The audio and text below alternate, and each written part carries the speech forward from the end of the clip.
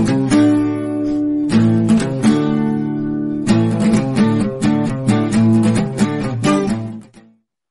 Sayan, good afternoon. Thanks for accepting our invitation. Uh, Today we Good have, afternoon, Pratik, and thanks for inviting me. thank you, Sayan. We have one of the most recognized faces in the data industry, at least in India, Mr. Sayan Dev Banerjee. He spent more than 2 decades. Very, very few people in this industry can actually claim to say that actually I've spent more than 20 years only in the data world. So, Sayan, I mean, amazing, experience there. And his experience cycle has been very, very simple. Started with General Electric, moved to Mu Sigma as one of the leadership positions there. Spent a lot of time with Mu Sigma. Probably helped Mu Sigma establish here globally as well. And then he founded one of the super hyper growth story of today's time in the data world, the Math Company, which is what he's heading right now. So Sayan, it's been a wonderful journey, I'm sure, for you. And I remember the first time when I met you, I think it was in 2009, when you were with Mu Sigma, and Mu Sigma was still growing aggressively, and you guided us quite a bit, So in Ivy's journey as well, and we were just probably a year and a half old by then, and you guided us with some great models of helping the companies build. Foundation skills which are required in the analytics world at that point of time, and I'm grateful to you for that, because on the basis of some of the foundation that we built with you at that point of time, we actually built our own company. So Sayan, great having you here today. Thank you, Pratik. My So, pleasure. Sayan, I want to ask you, since you spent so much time in this industry, right? I mean, from G to Mu Sigma to the Math Company, what gave you an idea to actually start the Math Company? Because from an outside world, from as an outsider, if somebody looks into the data world, they will say that there are so many consulting companies. So, what gave you that unique idea to start it? Yeah. So look, if you go back to the origin of the Math Company, as you rightly said, I had two great stints before this, right? General Electric, GE, mostly GE Capital, for about 8-9 years, and then Mu Sigma as one of the earliest, kind of founding team members, for good 10-11 years. When I, left and was looking at, what next, right? I mean, naturally, kind of everyone at certain milestones and at certain junctures, ask that question. There are two things I realized, right? First, this is the only thing, like you said, right? I spent more than 2 decades. That's true, but this is the only thing that I've done all through my life. Kind of from my academic or educational background from Indian Statistical Institute to kind of the things that I have done. I don't necessarily know too many things, right? Let's be honest about it. So Super so focused life, actually. yeah, absolutely. So it was focused, and sometimes I call it very lazy life also, right? I mean, you ensure that you do one thing and you want do one thing for a long period of time. That's why even with 22 years, there are probably just two or three kind of companies that we'll hear about nowadays. Many times I hear three companies in about 3-4 years, right? That people are kind of moving to. So I just anyway, so coming back to your point, so one was the fact that this is probably the only thing that I know, and more importantly, I felt that I know well, and my co-founders. I started this company with two others, Aditya and Anuj, and all of us have spent good amount of time in this space, right? So our thought process was very simple. We wanted to build a more, because we were starting in late 2016. You have to remember, right? It is not the, you said 2009 or not 2005 or 2000. It is 2016 getting into 2017. The world has evolved quite a bit. So looking into the present world, right, what a modern analytic solution company would look like, we had some thoughts around that, and thought, why just kind of give gyan, kind of to different people. Why not go ahead and build something of that sort and create something? So that was one driving force, that having spent time in this industry, being very passionate about this space, right, wanted to create something which is kind of very meaningful, long lasting, and kind of an institution Yeah. that we really wanted to build, and as I keep saying, a modern day, and very time appropriate, not what was 10 years back or 15 years back. time appropriate, given the more matured customers, kind of a large, kind of interesting set of talent, kind of out there. How do I, kind of bring all of this together and create something very interesting and meaningful? So those are some of the primary things, I would say, Pratik, that were driving us. So it's interesting. It's interesting you say that modern day time appropriate, some of the principles that were the foundation. What would you differentiate? So let's say what is the definition of modern day time appropriate company? Sure. Lot of things, right? So first of all, leveraging the right. I'll start with something very tactical and something very basic, right? Yeah. Leveraging the right tool set or kind of right technology and things that are being made available to us, over these last 10, 15 years, using them appropriately to find the best solution for business problems, right? Not necessarily get stuck with, what we have done probably for the last 10 years or last 5 years, but if there is more in the math world, if there's more in the tech world, if there is more in the business side and the application side, kind of how do you do that? But this is very tactical, but at a broader level or a more strategic level, I think there are 2 or 3 things that are worth talking about. One is this whole emphasis on consumption of the work that we do, not just kind of create the best possible model.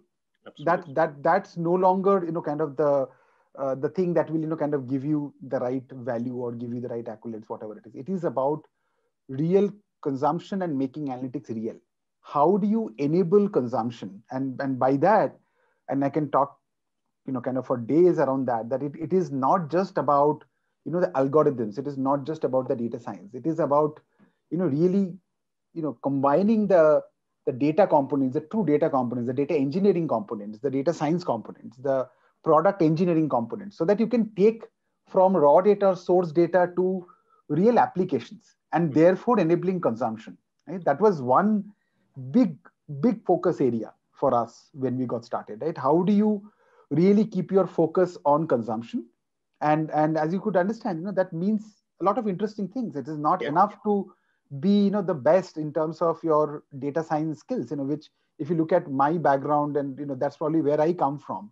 But I also realize that there is the need for seamlessly integrating it with the engineering components, which goes hand in hand with that, to create value for your end enterprises by ensuring consumption of those analytic solutions. I think that is one big area which we mean by time appropriate modern, that not just stop at building a great model, creating some fine insights, but really build an application, really build something that is kind of being used. Interesting you say that data science coupled with data engineering, coupled with product engineering, so that you can actually end up creating a consumption-based product for the end users or for the end client, which adds a lot of value. And so you're saying that math company is trying to focus on all the 3 areas so that absolutely. They can, yeah. Okay. Absolutely. That's why we call ourselves there is a term that we internally use quite a bit, like being full stack, right? I mean, I know there is this word called full stack developers in the tech world being quite a bit, but it's the same here as well, yeah, right? Just that you know the math well, you can build the best possible kind of neural network models is not good enough.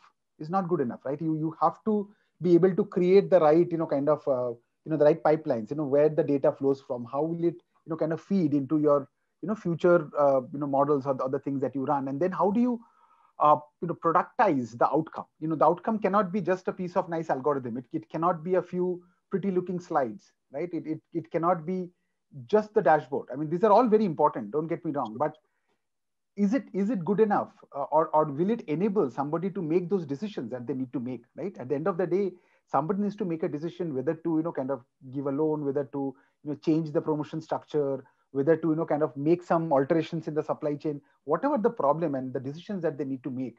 Am I enabling that decision is a big one, right? And for that, you have to build like a product that will maybe it's an enterprise level software that will kind of sit in everybody's desktop and laptop, and people will have to start using it, or it will be an API that will kind of be passed into an operating system of the company. So it has to go to that level. It cannot stop kind of few miles before that. Interesting thing that you mentioned there. So I remember in our early 2008s or 9s and 10s of the time, the focus used to be on predictive analytics, on building statistical model, generating insights. And mid of 2010s, we started doing some dashboarding as well.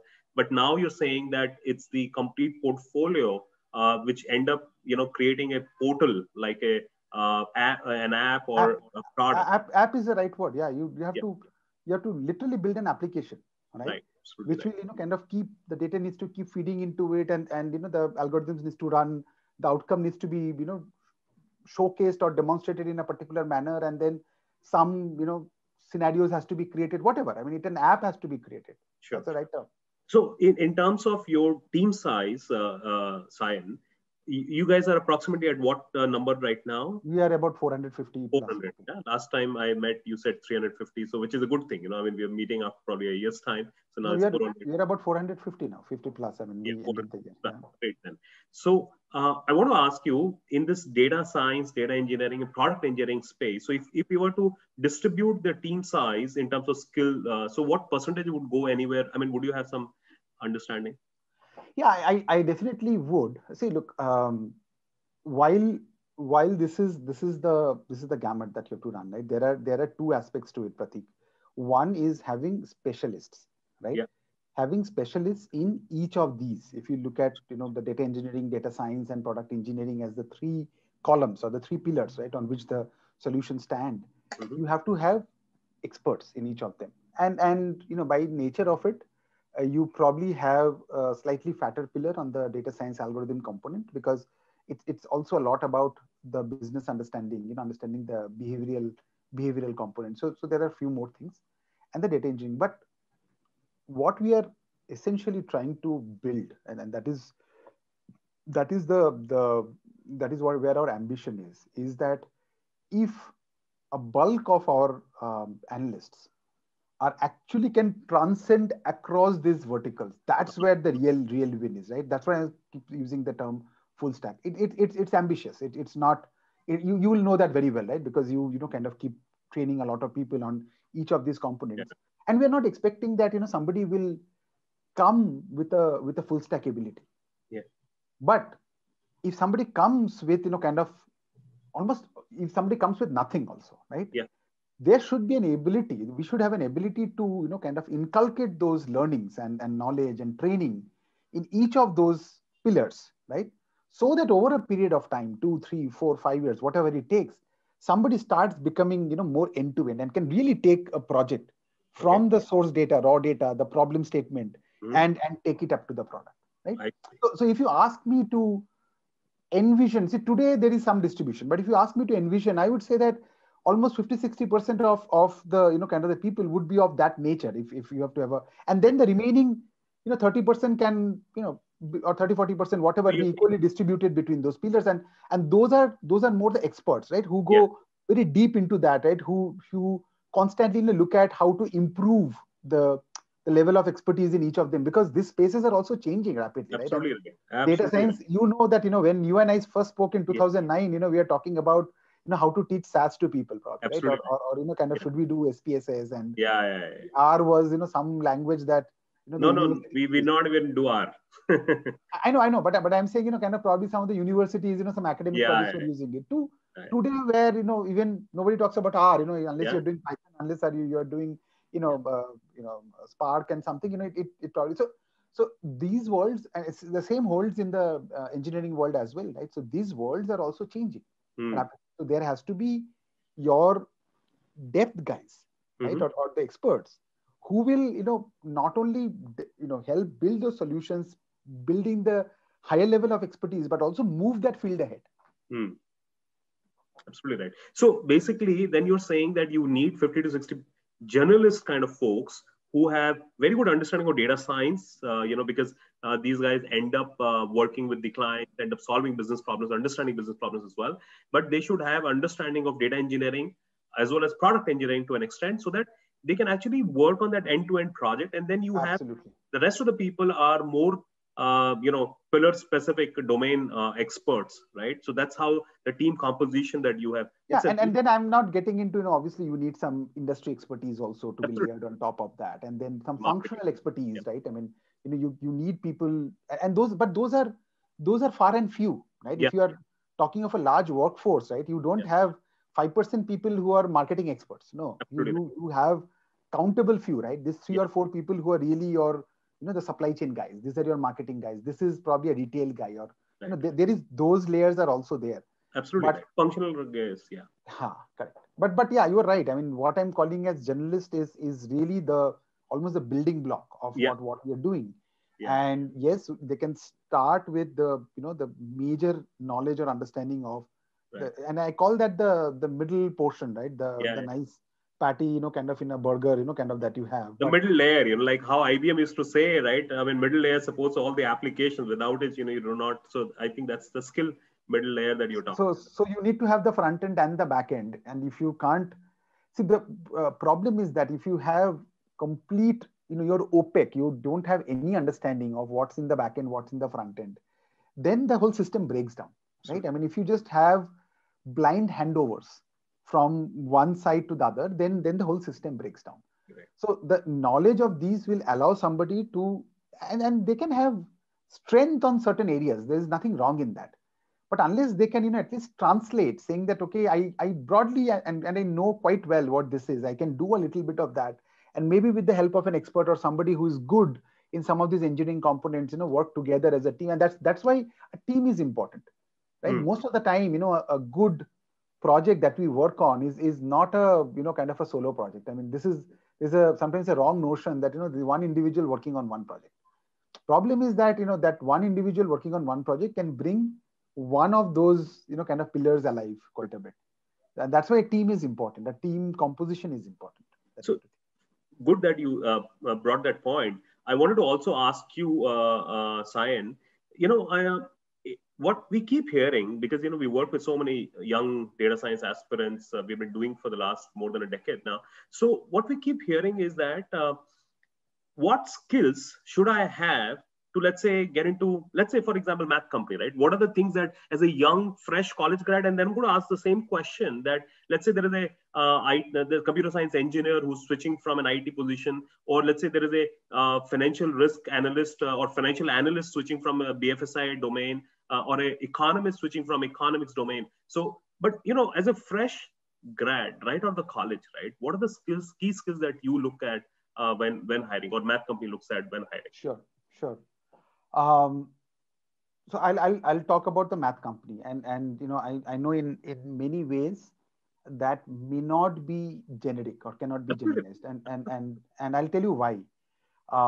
See, we boast of our ability to train young minds, right, and make them great professionals, right? We have built an internal engine from day one. We call it the coach. Okay. Which is our in-house, program to build this. Now, why I'm mentioning that is, for a fresh grad, we are agnostic to the specific background they come from. Okay. Right? Somebody can be a mechanical engineer, somebody can be a chemical engineer, somebody can be an economics grad, somebody can have a math or a stat, kind of a degree, and variety of things. Nowadays, there are a lot of interesting things that are emerging, and people can read that. In fact, nowadays, even during the master's program or even, kind of some of the engineering program, people are doing data science also, right? As an elective, as a program, a lot of things are happening. But to be honest, right, we are not necessarily looking for the hard skill part of it.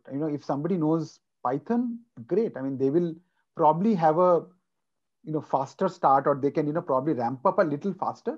But I believe that if I look at the more fundamentals, and fundamentals being ability to learn, right? It sounds, kind of very cliche.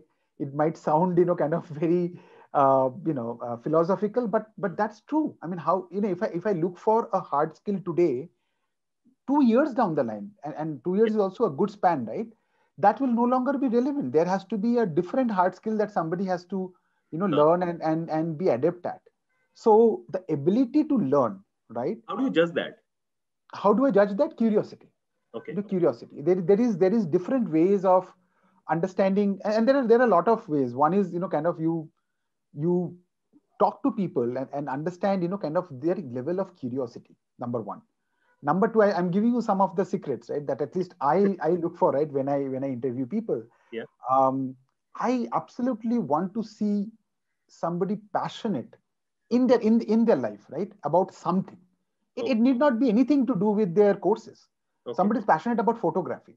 Okay. Right. Somebody is passionate about, but it has to be a true passion, not that, not ticking the boxes. Mm-hmm. I like seeing movies. No, not. He can be passionate about movies, and I would love to have a good, 10-15 minutes conversation with that person about movies and see, kind of what depth that person can go to. Because that, to me, says that, look, if I can generate enough interest in this person has the ability to, kind of go to depth of certain things and can, show passion about certain things. And I might fail. He or she may never, get passionate about, analytics, data science, data engineering, any of these components. That's a different point altogether. But it's a necessary condition. It may not be sufficient, but I believe it's a necessary condition, right? So that whole thing about learning ability, which is based on curiosity, being passionate about certain things, ability to be a little more broad focused. Okay. In a sense that, while I have, and because that happens in our world also, right? While I am flexibility, are you saying?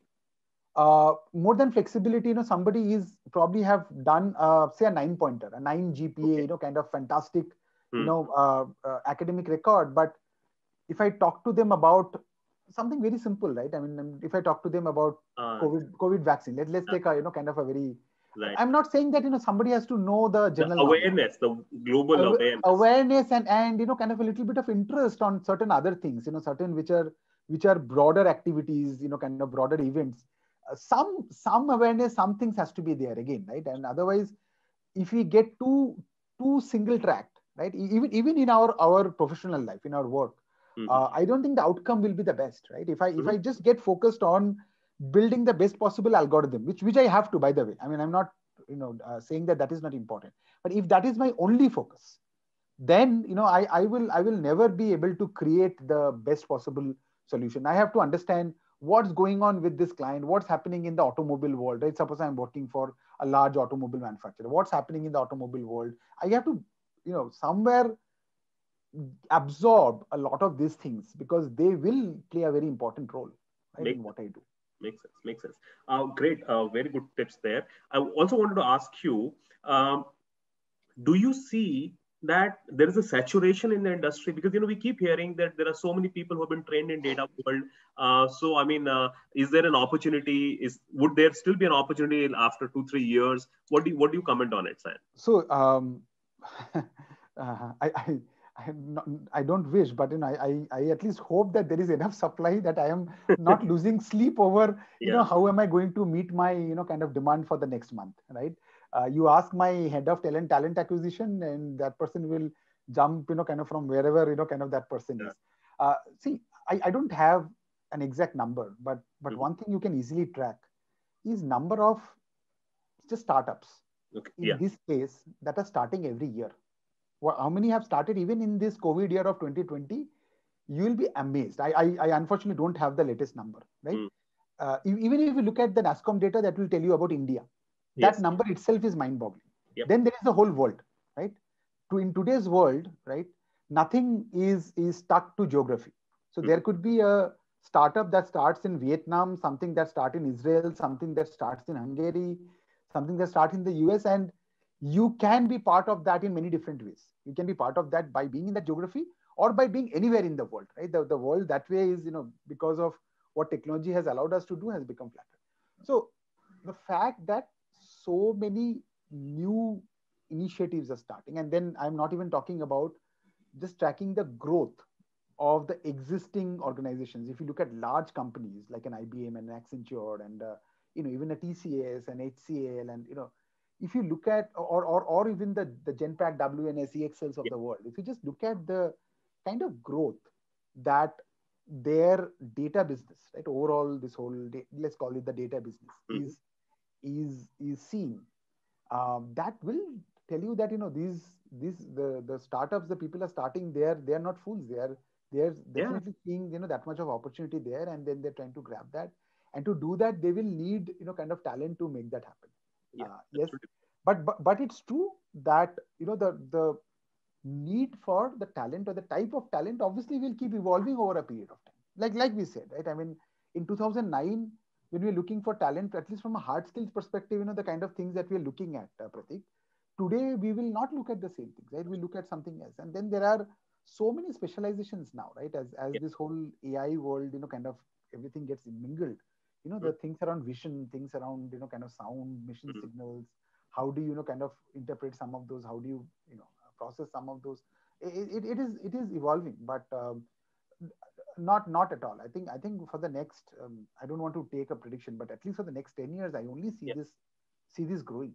And I mean, the way I just at the very, very tip of the iceberg is probably the cliche to be used here. But yeah, because the way I also see is that I mean, for example, I run a couple of restaurants as well, and we've been using ERP for since for the last 10 years, right? So we have huge amount of data there, right? So I mean, we were just the other day we were just doing an analysis that affinity, right? I mean, what do people like to order with what else, right? As simple as that, right? I mean, and I was surprised that I mean. My servers, they knew that at the back of the mind, but when a new server would come, he would have to spend a year to learn that. So we thought, why not use this own data? We were not using that own data, right? So we started using it last year or so. So I mean, I also see that a lot of these MSMEs, the small businesses which have been using computer softwares, they have huge amount of data actually stored, local data, right? And these softwares which have come, which are very handy, which are very easy, and there are resources available as well, which are as well. So I mean, this MSME businesses, right? I mean, I think they also are going to be a big driver for using and consuming a lot of these data science skills. Pratik, not just that, even if you look at large enterprises, there are different segments which have hardly used anything on data analytics today, right? I mean, if you look at the whole manufacturing side of the world, right? I mean, there are a lot of interesting work that is happening there now. If you look, kind of energy, oil and gas, I'm not saying that work has not happened, but if you just look at retail, CPG, banking, these are the places where traditionally a lot of database decision making or analytics has happened. And even there is no point in saturation because the space is changing. The kind of data that is available is changing. You are talking about the ERP data that tells you about the affinity of what right. is that itself is for some of these large enterprises, maybe they have solved or have tackled that problem. But what they're tackling now, they are going and checking out what people are talking about in social media in terms of what they like to eat in that restaurant. So that data is now getting analyzed, right? I mean, tomorrow they will even kind of record the chatter that are happening in the restaurant floor and maybe analyze that data. So I'm saying the newer source of information, though the question is still the same, what you said, affinity, what they ordered together, that is exactly the same for the last I don't know, from the time restaurant business started, right? People always wanted to know that answer. But the way they can arrive at that answer, I think that is evolving rapidly. That is evolving fast. And maybe 10 years, 15 years down the line, there will be, as people walk in, there will be track, there will be chips. A lot of those, what and looks like sci-fi are actually happening. I mean, I'm not saying it in a very light note. I mean, that will happen, and that data will be the source for you to analyze. Absolutely. One last couple of questions only for you, Sayan. I know we have crossed the time limit. Sure. Suppose if you were to, if I can make you project yourself as a ISI grad who's going to be graduating in 2021, right? What would you tell your young self? What should you learn to get into this booming, the sexiest and skilled job in 2021? What would you tell your young self?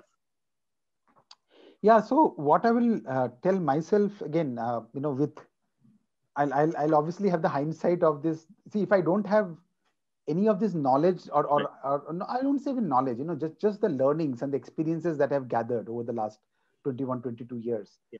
If I don't have that, then I will, look for a Sayan or a Pratik who can guide me at that stage. But if I can use this understanding and knowledge, I would say what I just said before, that in order to be in that space, obviously I need to understand some of the fundamentals of that space, and whether I learned that in my academic courses, or I gathered that knowledge from other That's where. sources or places.